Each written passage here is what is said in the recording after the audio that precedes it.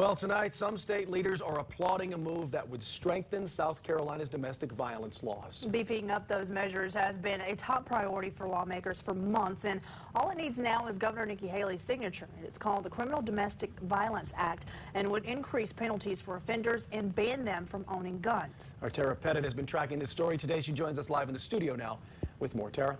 Brian, Janet, this bill was given priority at the beginning of the legislative session and was debated for months. The compromise between the House and Senate puts in place stricter penalties on domestic violence offenders. Some lawmakers are saying this bill will go a long way in curbing domestic violence, while others say it won't change a thing.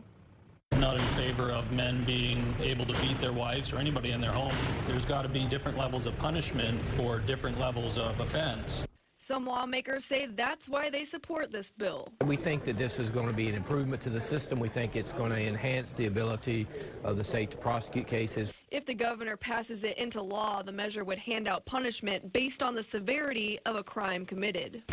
And if convicted, felons could face a gun ban. I don't think that anything that infringes our right to keep and bear arms should be passed into law. The state's top prosecutor, Attorney General Alan Wilson, says a gun ban is only in extreme cases, and over time that offender could get a gun back. This bill does not authorize the government to go in and take your gun from you. This is a nice balance that measures Second Amendment protections against the public safety.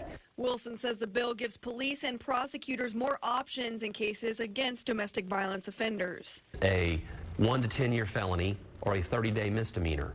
Those are two extremes. Democratic Senator Brad Hutto says he thinks the bill will go a long way, but House Democrat Todd Rutherford says it does nothing to curb domestic violence in a state that ranks at the top in its category. All this bill did is strengthen criminal penalties.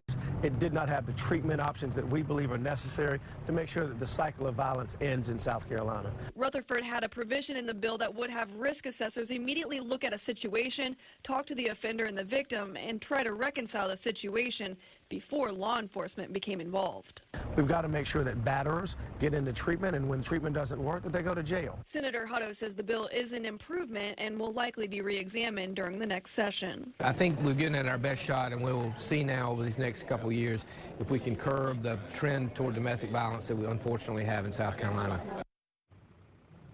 Gun supporters continue to fire back with opposition, including the NRA. This bill now only needs a signature from the governor and it will officially become law.